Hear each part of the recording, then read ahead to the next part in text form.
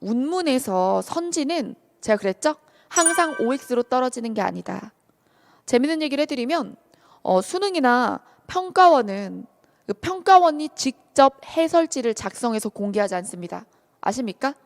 그래서 여러분들이 보는 해설지들은 주로 EBS 해설이거나 고등학교 때 아니면 사설기관들이 해설자들을 고용해서 해설을 쓴 거예요.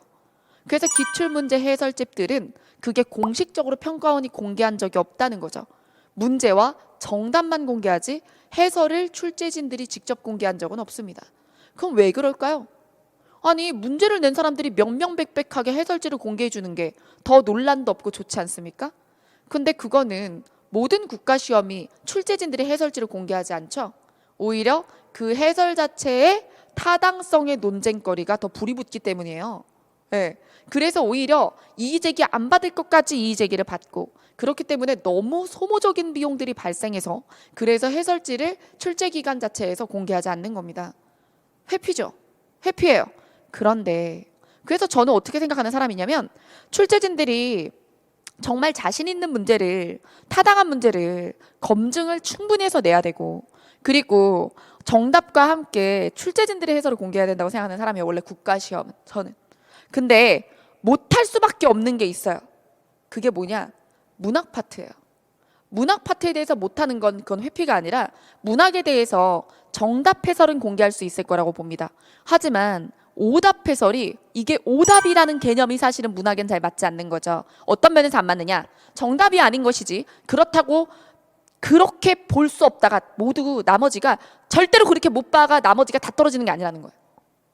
그렇게 보는 사람이 있을 수 있으나 그것은 보편적이지 않다. 이거거든? 안 그러면 그냥 택도 없는 거겠죠. 그래서 운문의 형식상의 문제 같은 경우는 그 표현 기법이 뭐 서리법이 있다 없다 명백하지. 근데 시의 해석에 대해서 의미에 대해서 이야기하는 선지는 정답이 정답인 이유는 명확하나 오답은 정답보다 열등한 것이지. 그렇죠? 그래서 절대 그럴 수 없다로 모든 선지를 증명하려고 하는 건 오히려 이분법적 사고예요. 그래서 그런 식으로 사설기관들이 해설을 쓰기 때문에 오히려 수능형의 사고력이 저는 침해된다고 봅니다. 그래서 이상한 이분법에 빠진 친구들도 굉장히 많아요. 선생님, 이 선지는 왜 틀리죠? 라고 해. 그러면 이거는 근거가 없어. 시를 통해서 도출할 수 없어. 그게 충분하지 시를 보고 알 수 없는 것인데. 그랬더니 아니요. 왜 안 되냐고요. 이렇게 물어본다고. 질문이 틀렸어요. 시의 근거가 없으면 물음표죠. 알 수 없다. 알 수 없다.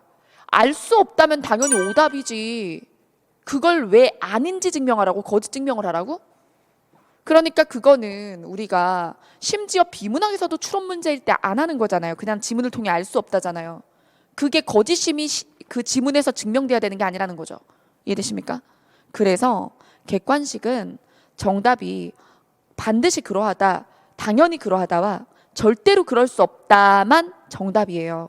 나머지는 그렇게 볼 수 있다, 그렇지 않을까라는 의혹이 들고 애매하다 싶으면 계속 선지를 읽을 때 보류하면서 더 명확한 정답 쪽으로 가시는 게 그게 객관식의 대응이에요.